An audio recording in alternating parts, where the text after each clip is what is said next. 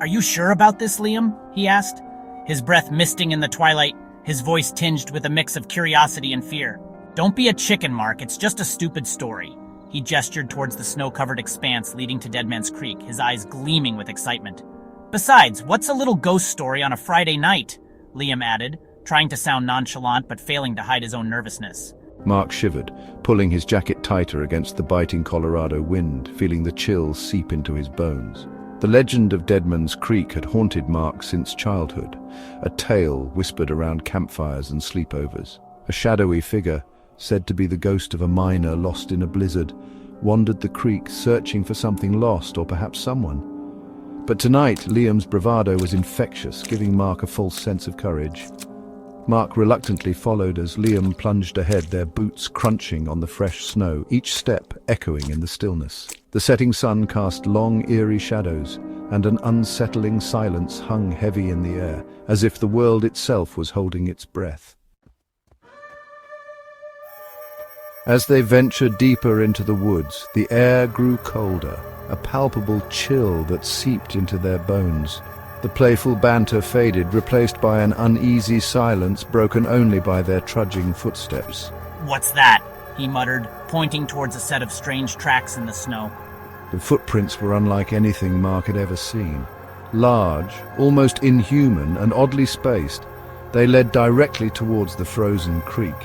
Fear coiled in his stomach, cold and tight.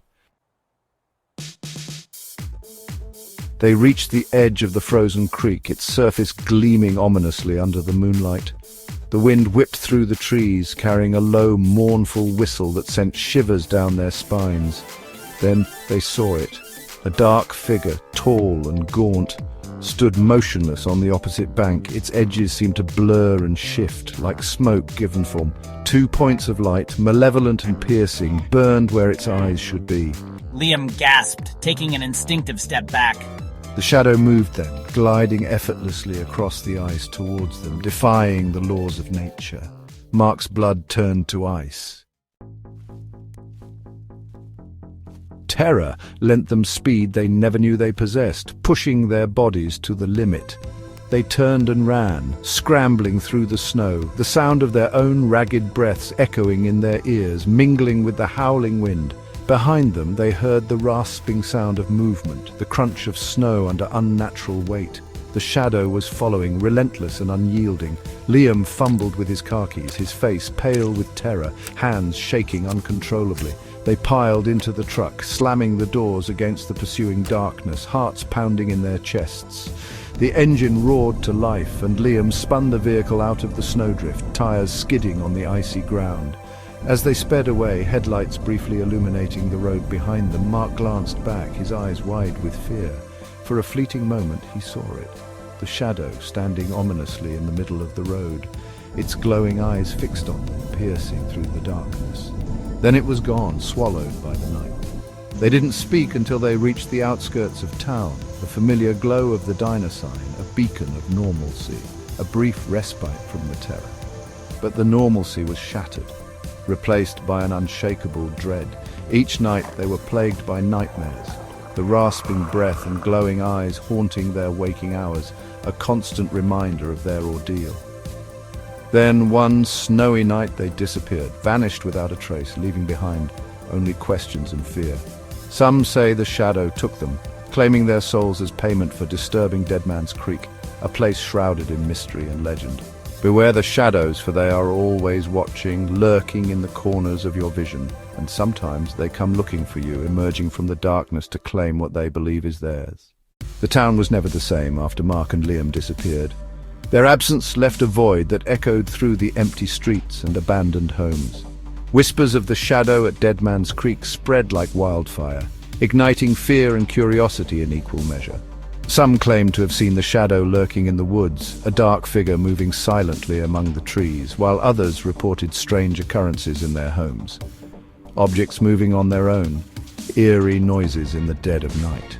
Gap 3S. The local sheriff organized a search party, but they found nothing. No trace of Mark, Liam, or the mysterious shadow. The legend of Deadman's Creek grew, becoming a tale of caution and dread. and the town became a ghost town, its once lively streets now silent and desolate, with only the bravest souls daring to venture near the creek where the shadow was said to dwell. Gap 3S.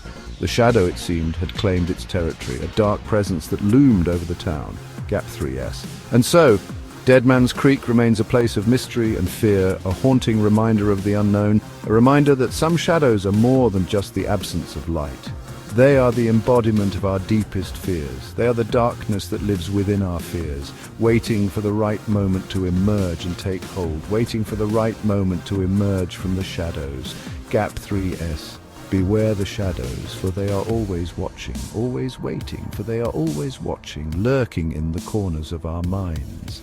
And sometimes they come looking for you, emerging from the darkness to claim their next victim.